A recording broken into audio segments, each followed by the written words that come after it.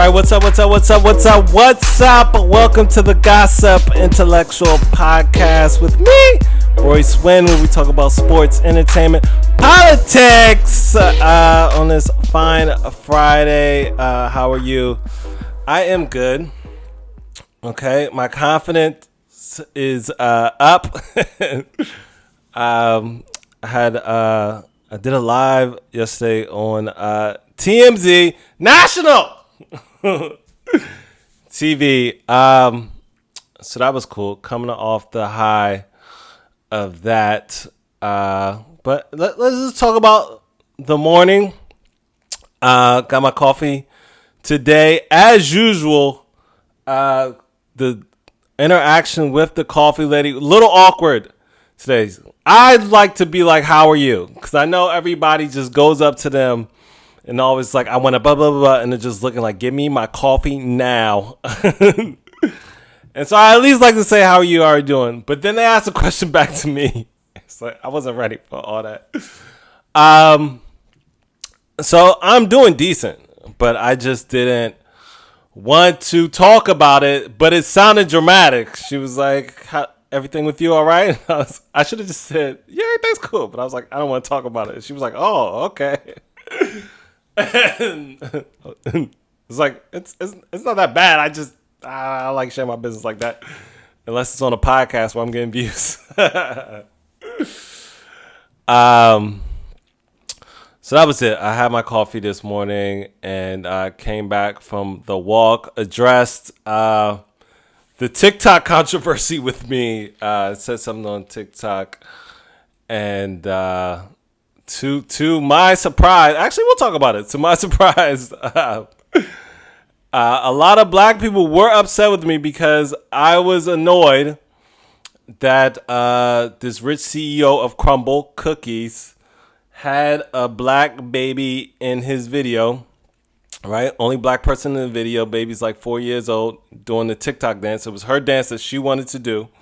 Turns out it was his niece. Me, like a lot of people, assumed it was his daughter. But either way, then, it was less people defending me in the comments than it was people criticizing me. And a lot of the people were black. And I was like, y'all don't get the concept of rich white people adopting black babies is a little annoying. Now, some people had some decent things to say, right? They were just like, the adoption system is hard. A lot of black babies don't get adopted. So it's good to see this black baby found a home. Okay, so I can't get into the statistics and the adoption and all that. But I can say there seems to be, a fad or a thing with, rich white celebrities adopting black babies. And I've seen them say, you know what, I didn't think this all the way through. There's more I need to look into when it comes to raising a black child and what that's going to do to them mentally. And that's all that I was bringing up. And then it comes out this guy is MAGA Republican. It's like, that is not a great place for a child. And all these black women in my comments are just like, well, at least she's with a wealthy family. She'll be fine. It's like, that's even worse. Okay. And some level-headed people are like, hey, you don't know how she's being treated. Obviously, the way of thinking is a little backwards. This guy just came out as LGBTQ, and he's a MAGA Republican who they deny the LGBTQ unless they're at a conference trying to get freaky. So that just blew my mind. That so many people were mad at me in the comments, and so many black people didn't understand where I was coming from. And it's just like, it's black people are not a monolith. But I mean, you see people all the time that talk about not growing up around black people and how it affected them. okay, and how it affects your points of view and how you live your life. Money doesn't solve all your problems. Matter of fact, if you have money and access and resources to things, and you're not emotionally put together, it can be even worse. Okay, so that was crazy, you guys. So if you follow me on TikTok, you can go and read 600 comments that I woke up to about this, and that was wild. So that's the thing. Also, too, was like, obviously I saw the jokes in it, so I was like, oh, this is something I can make funny, and I try to be funny first, but I do kind of humor that's talks about culture and politics. So if people don't know I'm a comedian, they might get offended, and that's fine. That's fair. And I do try to search for the truth. Sometimes, though, I just do a satire, sarcastic video. Sometimes I just say ridiculous things. I'm looking for comedy first. But this one, and then there's a bunch of. First of all, it's the internet, and I've always understood this. Even before I had a following, is this people are just crazy on the internet. The mental health in this country is really wild. It's really a lot of people unstable on the internet. So it's just people looking for something to say. There's what do you call it? Bad content creators that are just clout chasing, and they're the rage baiters, but they're trying to make me the rage baiter. You're the rage baiter. You're the one trying to not understand and then make a video about it, and get people outraged and to get whatever you're trying to get. Yeah, and then there's just people that they're in this one lane, and there's this one thing that they're looking for to rage about, and then they don't see it any other way. And they don't take their pills, and then they get on TikTok and and they go wild. So that was wild.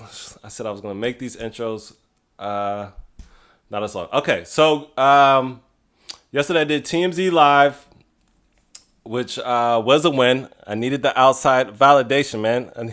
I needed to get my confidence up. I'm in this weird spot where, when I first came to New York, it was just like all confidence and like not that much experience and skill. And now it's like I got the experience and skill. Confidence isn't where it should be. So they asked me to do it last year, and then I was just waiting, and they were like, "We don't have time to get you on." Then, like a week later, came back, same thing happened. So I was like, "All right, I'm done with TMZ Live."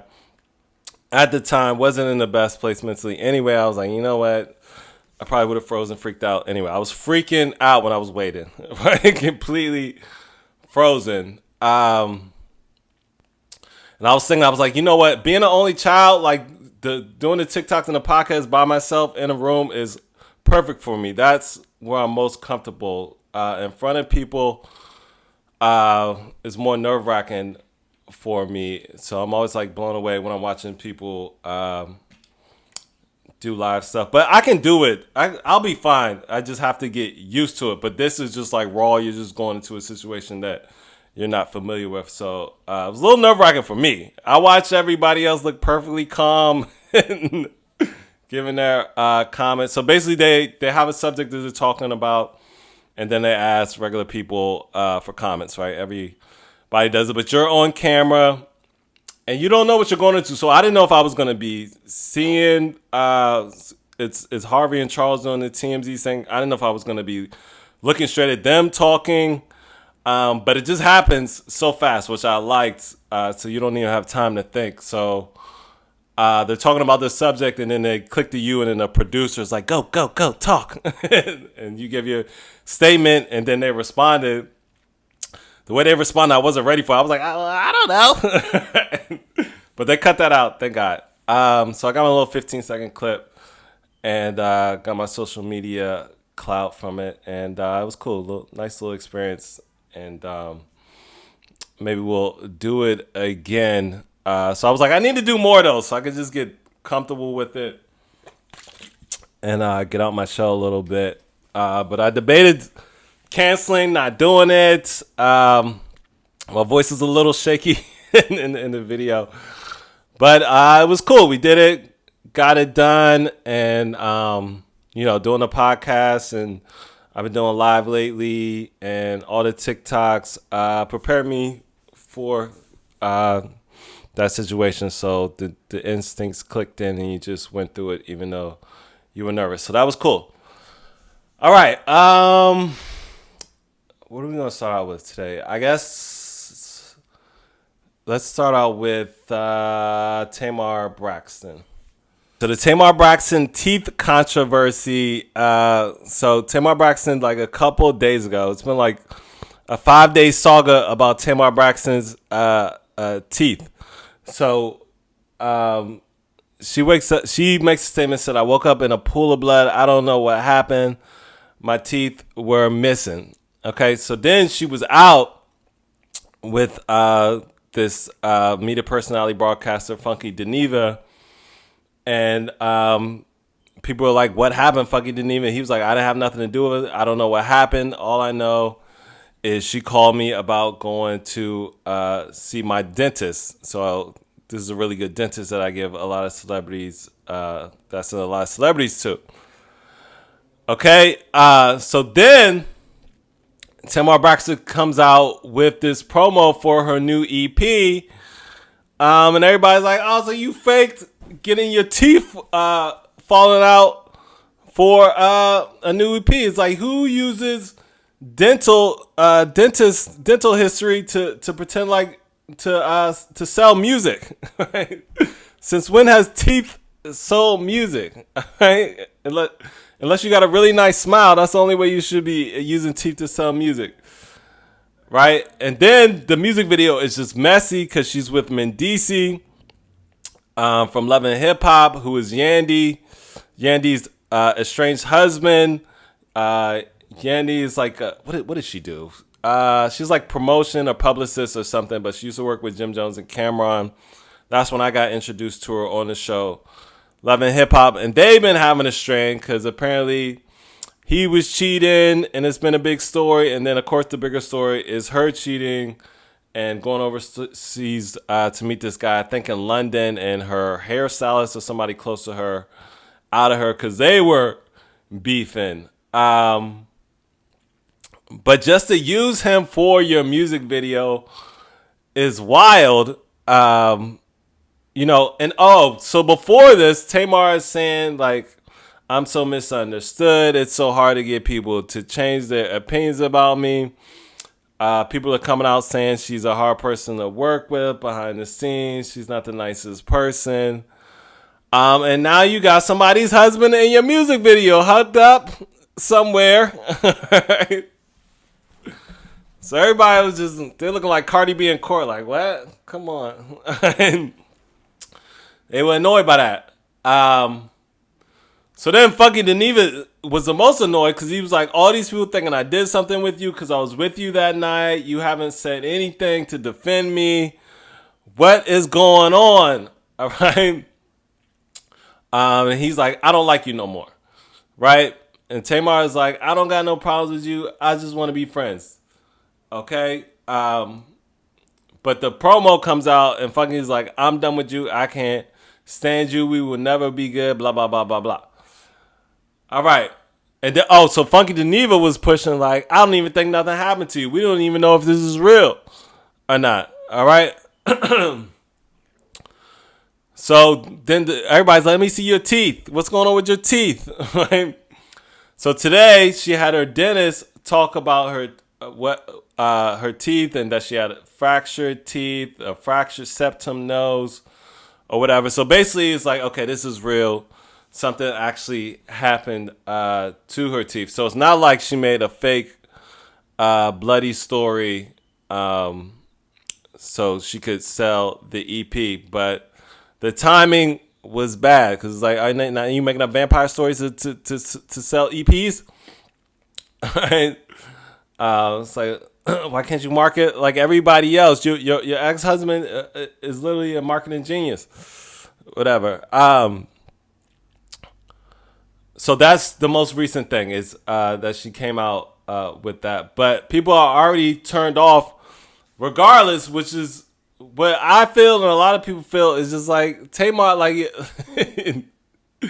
you were already on edge, and then you release this messy promo video in the middle of you getting dental work. So nobody knows what is going on with Tamar Braxton.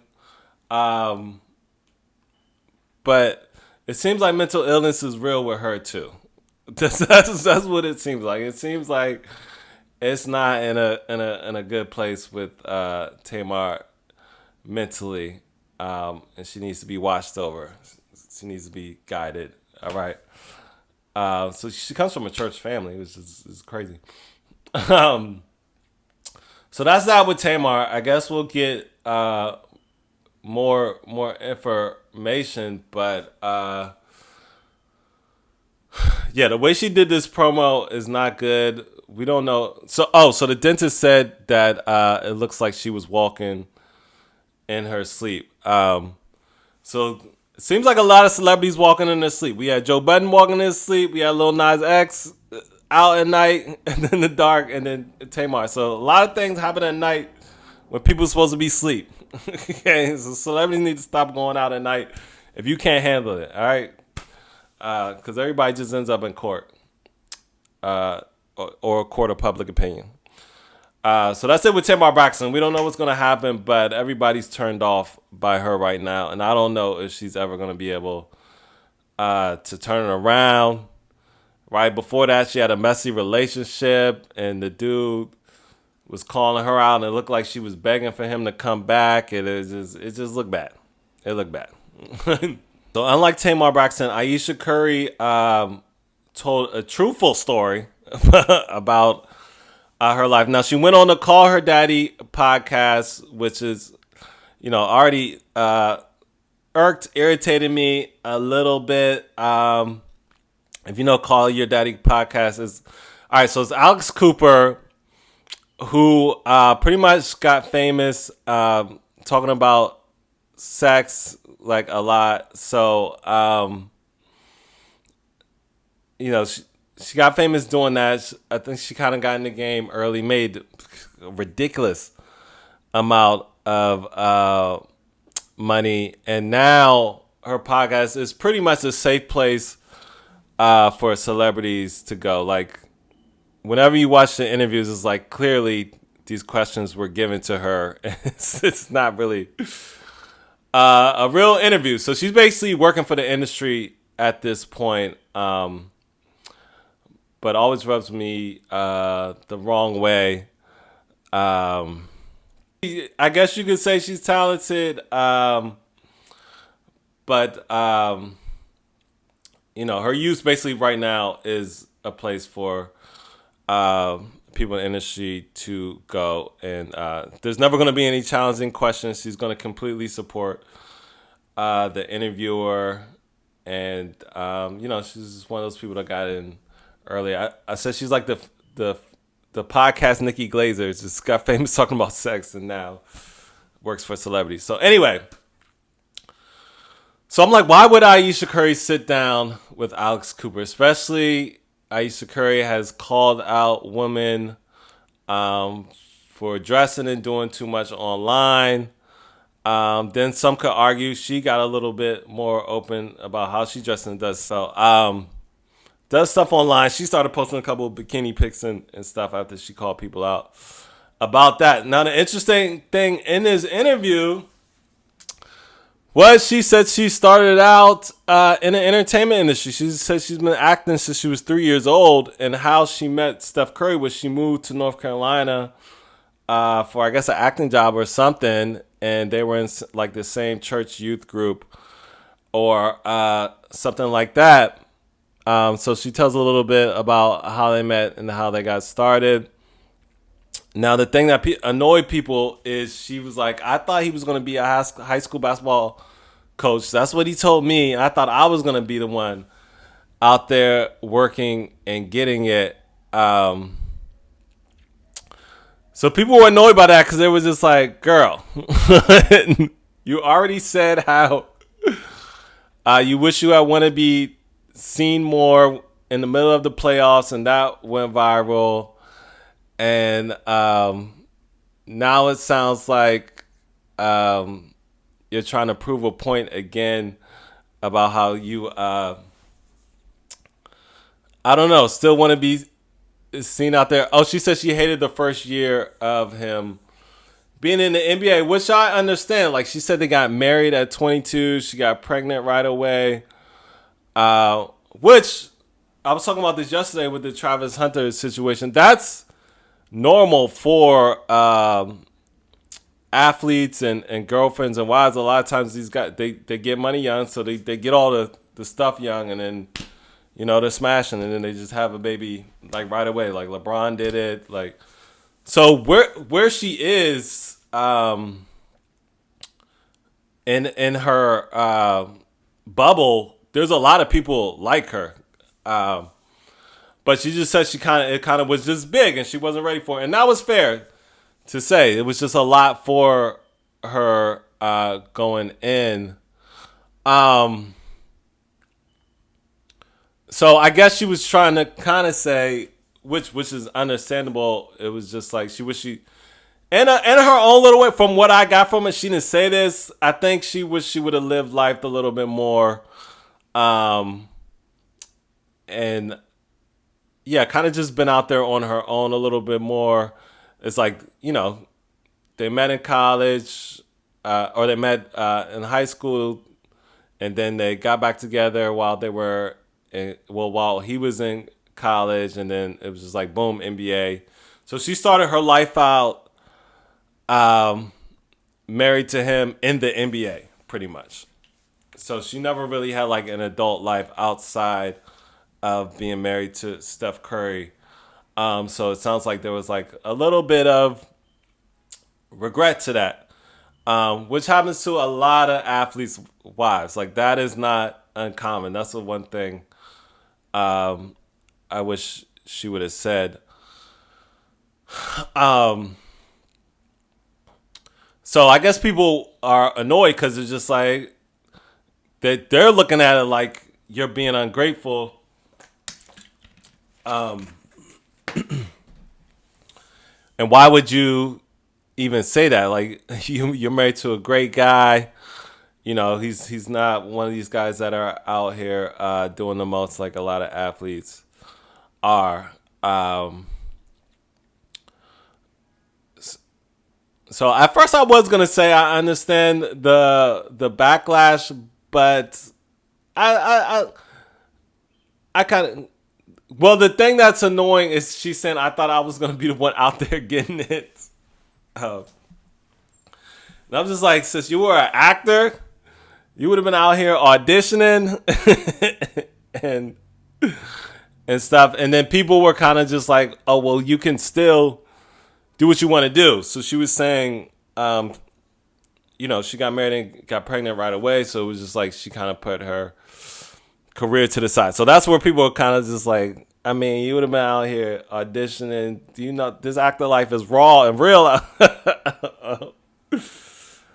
out here? So from what I got from it, it seems like she was still trying to find herself. And I guess people are annoyed and just like, you have everything, just chill and be a stay-at-home wife. But she's trying to say, I didn't know this was what my life was gonna be, and I guess I'm just trying to find my footing still. And I just liked Steph Curry for him, which I do believe. Like out of all of the relationships with athletes where you look and you kind of side eye the wife.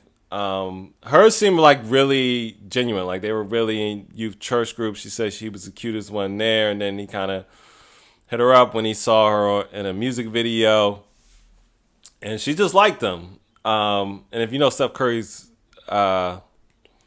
story, like I don't know when in college they met, but he wasn't like a huge NBA prospect till later in his college career. So yeah, so I see what people are saying where it's just like, well, girl, you could still act and get out there. And I think that's why she's doing the podcast, is to kind of, you know, tell her story and get her name out there, and I don't know, try to get jobs for other stuff. But now that we have more information about that life and what it means to be a mom and a wife, it's not fully satisfying, which I try to say all the time, to just be a stay-at-home mom and wife. But with the statements that she's made in the past, I guess people are just like, why do you want to be the star so bad? But it's like, what else is she going to do? So I don't know. I see both sides. I see her trying to tell her story and her point of view. And I see people like, I mean, you got it all. Just relax and chill. So that's the thing with Ayesha Curry. I don't know why she sat down with Call Her Daddy, though. You could have told that story somewhere else. With a black journalist. Right. While we're on sports, glad to be a Commanders fan watching the Cowboys fall apart. If you're a sports fan at all, you heard about this Micah Parsons trade to the Green Bay Packers. Michael Parsons, the best linebacker in the league, right? So they're going back and forth. It's a big story. And, you know, Stephen A. Smith got in the middle of it and did an interview with Jerry Jones. Jerry Jones has been very public. And Jerry Jones was like, we're going to get this done. I'm going to sit down with him and we're going to get this done. Why do we have to get the agent involved?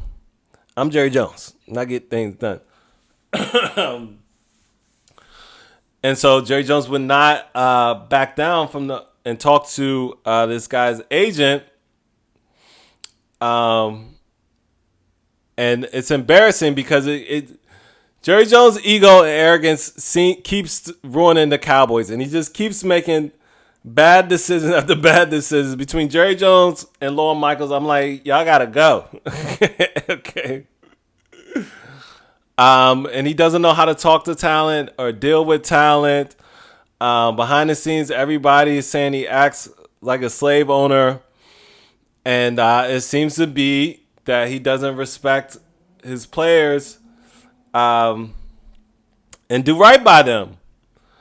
And I think it's really embarrassing that he went to the Green Bay Packers, who destroyed the Cowboys in the playoffs last year. Because of the young quarterback that they had. And now they got the linebacker who's pretty much the quarterback of the defense. And they got the best one. And all they got was a couple picks for it and, I don't know, something else. So, and this is, you can't blame this on anybody else. Like, Jerry Jones didn't have any agent. He went publicly, and he just seems to be stubborn and not let anybody else take care of the business. And we see this time and time again where the ego of the owner ruins the franchise. And all I thought about was the Dak Prescott meme of we fucking suck and you fucking suck more right now. Meanwhile, the Commanders just signed our favorite wide receiver, and we have one of the best quarterbacks in the league. So I'm excited. So they just had a Cowboys documentary coming out. I could not watch the Cowboys documentary. I'm sorry. Growing up as a DC fan, I was just like, I can't watch this documentary. I might watch it, but it's going to take me a second to build myself up to watching it. And also Jerry Jones, who they said pretty much runs the league. You had that thing where he was getting interviewed, and he's like, somebody else could do this interview. I'll get somebody else in here. If you don't ask me the questions I want to be asked and do the interview, I want to run it. And it just seems like Jerry Jones' ego and arrogance, and he's not connected to the players of this day. He had that thing with Jamie Foxx where he's talking about athletes' dick sizes. I don't know how that went away. Um, and he had the money, but he just didn't want to pay the guy, and he put all the money into a quarterback who has not got the job done. For some reason, he loves Dak Prescott so much, but he didn't want to pay his defensive guy, and he was like, "We need to stop the run." And it was like, "How are you going to stop the run without the best linebacker?" So, literally nobody agrees with Jerry Jones but Jerry Jones. This is the point. And as a Commanders fan, it's fun to watch. All right. Let's stay on Maryland. So Westmore responds to Trump. Okay, so with Maryland and DC, I mean, this whole National Guard situation is just ridiculous. So there's videos of the National Guard so bored that they're on trash duty. They're picking up trash around DC, around the Capitol. So the fact that it's an insult to have the National Guard just out there on trash duty, eating burgers and eating pizza for show, for optics. If the crime is so bad, where are the stories about the National Guard doing stuff? Okay. So obviously it wasn't that bad. Gavin Newsom came out and said crime is worse in Mississippi. Why is the National Guard not going to Mississippi? You just want to go to inner cities and where it's predominantly black cities and employ the National Guard. There's been back and forth with Chicago. Him and the governor of Chicago are going back and forth, and the governor of Chicago is like, you don't need to send these people. And it just shows he just wants to have a military state, and he think he's Trump, Kim Jong-un, or Putin, and just be in control and have this kind of military thing around him where he's just running the country like he's in a movie, which I've said before. So then him and Wes Moore went back and forth. I think I talked about it last podcast about the first time he met. He was like, he said I was the greatest president of his lifetime. Wes Moore has come out and said multiple times, I never said that. I talked about the bridge that fell and getting to work on that. And the president is delusional. And we all know, well, if you have an open mind, you know that Trump is a pathological liar. And so, so then he talked about the crime in Baltimore, and he's going to have to clean Baltimore up. So he's using this back and forth with Wes Moore as an excuse to put the National Guard in Baltimore. And I was watching somewhere somebody said if he really wanted to clean up the city's crime, he could do it through other policies, which Biden actually did. But he doesn't want to do that. He just wants to send the military, which is, if you just have common sense, it's not a way to clean up crime. If you study crime, there's people that he could talk to who study this stuff, okay? But common sense is because people don't have work and people don't have money. That's what it comes down to, okay? But, just like there's people supporting adopting black babies, there's black people like, I mean, I'm glad that the National Guard is here. And it's costing a ridiculous amount of money. So all this talk about how he was going to drain the swamp has gotten bigger. And he's just bringing in more alligators and birds and all types of stuff to the swamp. So the National Guard thing just seems to be a ridiculous thing that's just a waste of money.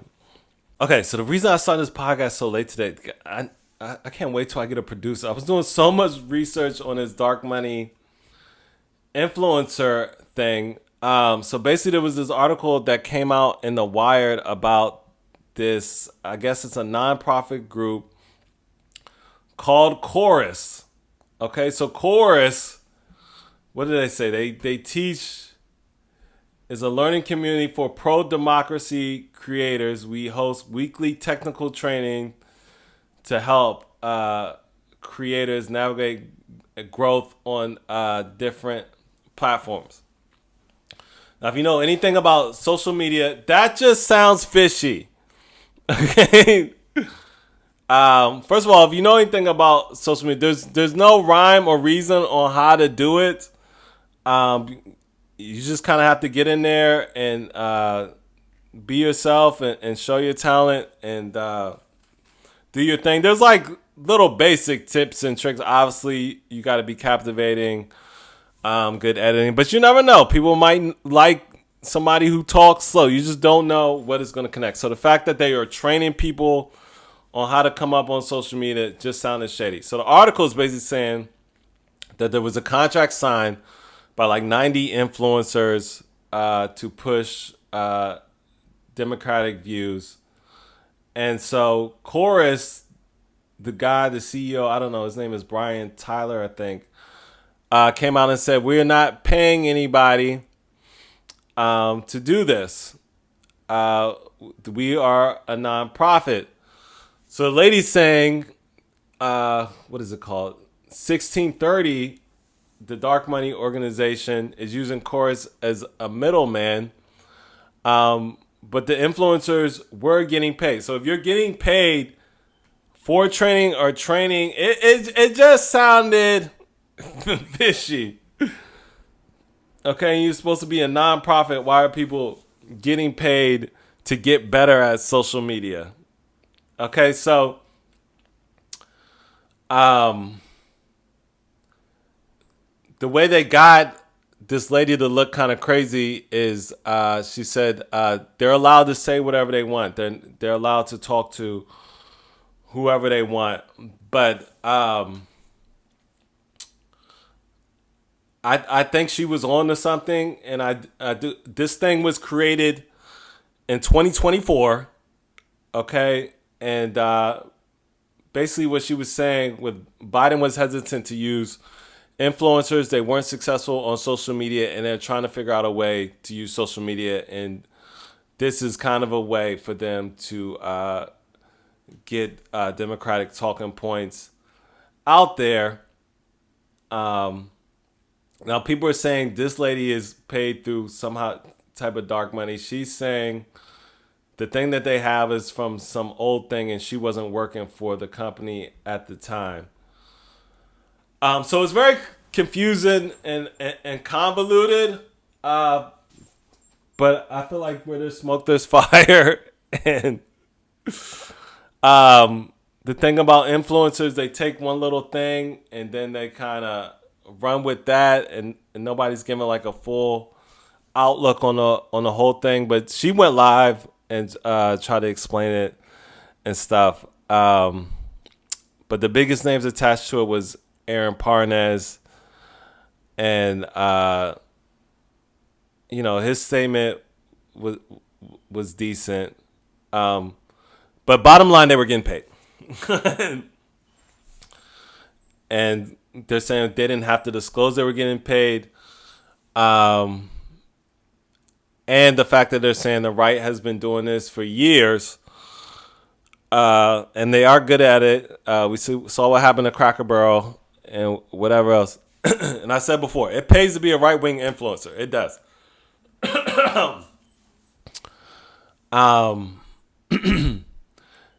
So I was like, maybe I should join and get paid for training for the nonprofit group and do it. So that was a big thing. So some of your favorite political influencers are getting paid through this group, or getting paid behind closed doors. And the question is, if they're getting paid to do this, there should be openness. But the question is whether they're doing this for the organization, or they're just doing it on their own and just happen to be getting paid through getting trained through this program that started in 2024 because they wanted to better teach people how to talk about Democratic talking points. That sounds weird as fuck. So yeah, a real fun subject. I've been seeing these TikToks like it's always like some TikTok where a girl complaining about being ghosted, and I just think that's so funny. Like the girls hate that. Like that is like one of the cruelest things. It's almost illegal for a guy to ghost a girl, and I think it's so funny that they hate it so much when they invented it. Like every dude has been ghosted. I used to have a joke about like every dude has been ghosted since he was like 12 years old. Like it's not a big deal. Like we just, go online and watch another girl. Girls get ghosted and they like study and talk about it for months. Go through the text messages or the PowerPoint. They have meetings about it with wine. And it's just a huge thing that they think is so painful that I'm sure they did to somebody at 12, 13, 14 years old. And still do, but don't even think about it. And like when girls goes, it's just because they like are tired, right? Or just, the guy was boring or just wasn't into the guy. When guys goes, he's going through like a life crisis. he's dealing with mental issues. He lost his job. Something happened in his family. Most of the time it's just like, I just don't have the money to go out with you. I just don't. And that's hard to say through a text or whatever. So they just ghost. Obviously, I'm joking. I mean, I'm sure there's guys that ghost, just because they're not taking a person seriously. That was a big thing. I remember like Andrew Schultz ghosted the girl with that used to do the Call Her Daddy podcast with Alex Cooper. And it was because he was tired and he just didn't feel like going out after working all day. What I've learned this week with the coffee date thing is girls take first dates really seriously when they like you. But even still, that was like a whole story. You have never seen a whole story about a man talking about how the girl ghosted him. A girl gets ghosted. She changed her whole life for a ghost. Right? She was like, I got to start a business to get back at this guy who ghosted me. Men get ghosted, it's just another day in the game. Right? We're not going to do a whole podcast about it. We're not reviewing the text messages. We just like, oh, whatever. I don't know. I said something wrong. Oh, well.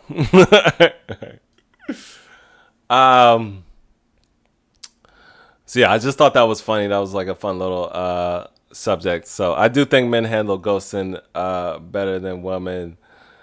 And I think men have been ghosted more. But now that's like a huge thing. Like if you ghost, you're a terrible man. So, all right. I hope you enjoyed the podcast today, and have a great weekend, man. And don't ghost anybody. All right. Bye.